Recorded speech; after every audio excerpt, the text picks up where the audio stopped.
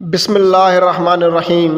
السلام علیکم ناظرین، آج ہم اللہ کے پیغمبر حضرت یونس علیہ السلام کا واقعہ بیان کریں گے کہ کس طرح ایک بہت بڑی مچھلی حضرت یونس علیہ السلام کو نگل گئی اور وہ مچھلی کے پیٹ میں کتنے دن تک رہا، اور اللہ پاک نے حضرت یونس علیہ السلام کو کون سے علاقے کا پیغمبر بنا کے بھیجا۔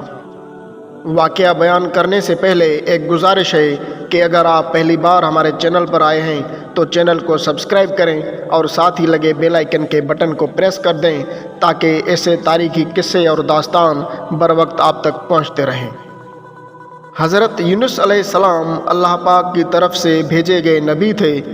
آپ کے نام پہ اللہ پاک نے قرآن کریم میں ایک سورت بھی نازل فرمائی جس کا نام ہے سورہ یونس۔ حضرت یونس علیہ السلام کو اللہ تعالیٰ نے سرزمین موصل کے ایک شہر نینوا کی طرف نبی بنا کر بھیجا۔ اس شہر کے لوگ بھٹکے ہوئے تھے اور آپ علیہ السلام نے ان کو اللہ تعالیٰ کی طرف دعوت دی، مگر انہوں نے آپ علیہ السلام کی تکذیب کی اور اپنے کفر و انا میں بڑھتے چلے گئے۔ نینوا شہر موصل کی سرزمین کا بہت بڑا شہر تھا اور وہاں کے لوگ بت پرستی کرتے اور کفر و شرک میں مبتلا تھے۔ حضرت یونس علیہ السلام نے ان کو اللہ تعالیٰ پر ایمان لانے اور بت پرستی چھوڑنے کی ہدایت کی، مگر ان لوگوں نے اپنی سرکشی سے اللہ پاک کے رسول کو جھٹلا دیا اور ایمان لانے سے صاف انکار کر دیا۔ حضرت یونس علیہ السلام مسلسل ان لوگوں کو سیدھے راستے پر چلنے کی ہدایت کرتے رہے اور اللہ تعالیٰ کی وحدانیت بیان کرتے رہے اور ان لوگوں کو اللہ کے عذاب سے بھی ڈراتے رہے، مگر ان لوگوں پر کوئی اثر نہیں ہوا اور انہوں نے ایمان لانے سے انکار کر دیا۔ پھر ایک دن حضرت یونس علیہ السلام نے ان کو اللہ تعالیٰ کی طرف سے عذاب نازل ہونے کا بتایا اور کہا کہ ٹھیک 3 دن بعد آپ لوگوں پہ ایک بہت بڑا عذاب نازل ہونے والا ہے۔ شہر کے لوگوں نے آپس میں مشورہ کیا کہ اگر حضرت یونس علیہ السلام یہ شہر چھوڑ کر چلے گئے تو ہم سمجھیں گے کہ واقعی کوئی عذاب آنے والا ہے، اور اگر یونس علیہ السلام نے شہر نہیں چھوڑا تو یہ جھوٹا ہے۔ 3 دن بعد جب عذاب کے نزول کا وقت ہوا تو حضرت یونس علیہ السلام ان لوگوں کو چھوڑ کر شہر کے باہر چلے گئے۔ پھر کچھ ہی دیر میں عذاب کے آثار نظر آنے لگے، چاروں طرف سے کالی بدلیاں نمودار ہوئیں اور ہر طرف سے دھواں اٹھ کر شہر پہ چھا گیا۔ تو لوگوں نے نزول عذاب کو یقینی محسوس کیا تو اللہ تعالیٰ نے ان کے دلوں میں توبہ اور رجوع کرنے کے جذبات پیدا کر دیے اور حضرت یونس علیہ السلام کے ساتھ جو بدسلوکی کی اس پر نادم اور پشیمان ہوئے۔ لوگوں نے حضرت یونس علیہ السلام کی تلاش و جستجو شروع کر دی کہ وہ ان کے ہاتھ پر ایمان لائیں گے، مگر حضرت یونس علیہ السلام دور دور تک کہیں بھی نظر نہ آئے۔ ان لوگوں کو عذاب کے خوف نے اتنا گھیر لیا کہ وہ سب کے سب عورتوں، بچوں اور مویشیوں کو ساتھ لے کے اور پھٹے پرانے کپڑے پہن کر شہر سے باہر جنگل میں نکل آئے اور رو رو کر اللہ پاک پر ایمان لانے کا اقرار کرتے رہے، اور حضرت یونس علیہ السلام کو اللہ کی طرف سے بھیجے ہوئے نبی ماننے لگے۔ سب لوگوں نے گریہ وزاری کی اور اللہ تعالیٰ سے اپنے گناہوں کی معافی مانگی۔ جس نے مظالم کیے تھے وہ ایک دوسرے سے معافی مانگنے لگے اور دربار الہی میں سب نے سر جھکا کر استغفار کیا۔ ناظرین گرامی، تاریخ گواہ ہے کہ جس قوم پر اللہ تعالیٰ کی طرف سے عذاب نازل ہوتے تھے تو نزول عذاب کے وقت اس قوم کی گریہ زاری یا ایمان لانے یا توبہ کرنے یا دعا پر عذاب ختم نہیں ہوتا تھا۔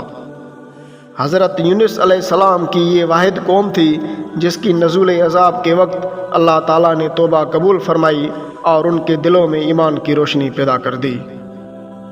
اللہ تعالیٰ نے قرآن کریم میں سورہ یونس میں ارشاد فرمایا جس کا ترجمہ یہ ہے، تو کوئی بستی ایسی کیوں نہ ہوتی کہ ایمان لاتی تو اس کا ایمان اسے نفع دیتا۔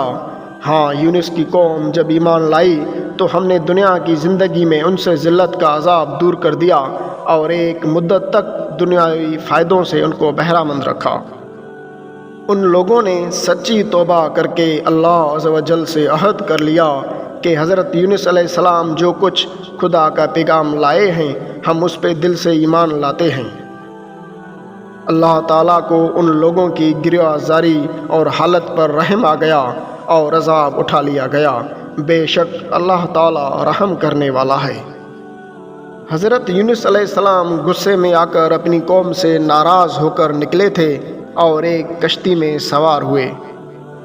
کشتی چلتے چلتے ایک جگہ پہ ہچکولے کھانے لگی اور موجوں کے بھنور میں پھنس گئی اور ڈوبنے لگی۔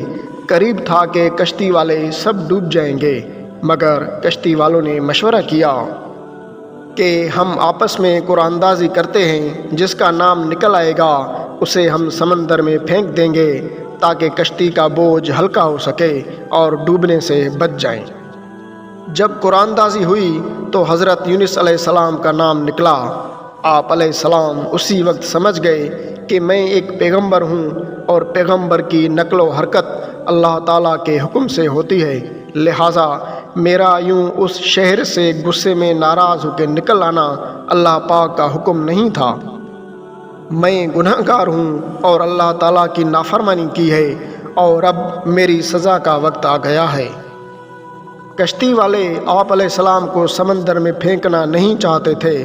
پھر دوبارہ قرآن اندازی کی گئی، پھر آپ علیہ السلام کا نام آیا، پھر تیسری بار قرآن اندازی کی گئی اور تیسری بار بھی آپ علیہ السلام کا نام آیا۔ پھر وہی ہوا جو اللہ تعالیٰ چاہتا تھا، یعنی کہ آپ علیہ السلام کو سمندر میں پھینک دیا گیا۔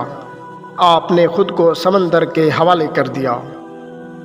اللہ تعالیٰ نے ایک بہت بڑی مچھلی بھیجی جس نے آپ کو نگل لیا، اور اللہ تعالیٰ نے مچھلی کے نام فرمان جاری کر دیا اور مچھلی کو حکم دیا کہ یہ تیری خوراک نہیں ہے بلکہ یہ امانت ہے، لہٰذا اس کا گوشت نہیں کھانا اور نہ ہی اس کی ہڈی توڑنی ہے۔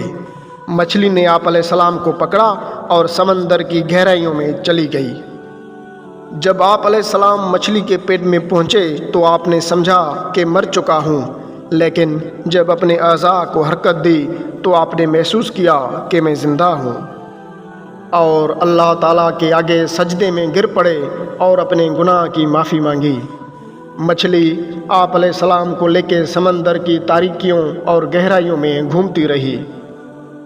جب مچھلی سمندر کی تہہ میں گئی تو آپ علیہ السلام کو ایک آواز سنائی دی، تو اپنے دل میں ہی کہنے لگے کہ یہ کس چیز کی آواز ہے۔ اللہ تعالیٰ نے آپ کو مچھلی کے پیٹ میں ہی وحی فرمائی کہ یہ سمندر کے جانوروں کی تسبیح پڑھنے کی آواز ہے، تو آپ علیہ السلام نے بھی اللہ تعالیٰ کی تسبیح پڑھنا شروع کر دی اور ذکر و عبادت میں مشغول ہو گئے۔ جب فرشتوں نے آپ علیہ السلام کی تسبیح پڑھنے کی آواز سنی تو فرشتے کہنے لگے، اے اللہ، ہم کسی اجنبی جگہ سے آپ کے ذکر کی ہلکی سی آواز سن رہے ہیں۔ اللہ تعالیٰ نے فرمایا کہ یہ میرا بندہ یونس ہے، اس نے میری نافرمانی کی تو میں نے اس کو سمندر کے اندر مچھلی کے پیٹ میں بند کر دیا ہے۔ فرشتوں نے کہا کہ یا اللہ، وہ تیرا نیک بندہ ہے اور ہر روز اس کے نیک اعمال تیری طرف بلند ہوتے ہیں۔ اللہ تعالیٰ نے فرمایا، ہاں بالکل ایسا ہی ہے۔ اللہ کے رسول حضرت محمد مصطفیٰ صلی اللہ علیہ وسلم نے ارشاد فرمایا کہ فرشتوں نے حضرت یونس علیہ السلام کی سفارش کی تو اللہ تعالیٰ نے مچھلی کو حکم دیا، پس اس نے آپ علیہ السلام کو سمندر کے کنارے پہ باہر نکال دیا۔ بعض روایتوں میں آتا ہے کہ آپ علیہ السلام 40 روز تک مچھلی کے پیٹ میں رہے۔ ناظرین گرامی، اس طرح کے حقیقی تاریخی واقعات، قصے اور داستان سننے کے لیے ہمارے چینل کو سبسکرائب کریں۔ شکریہ۔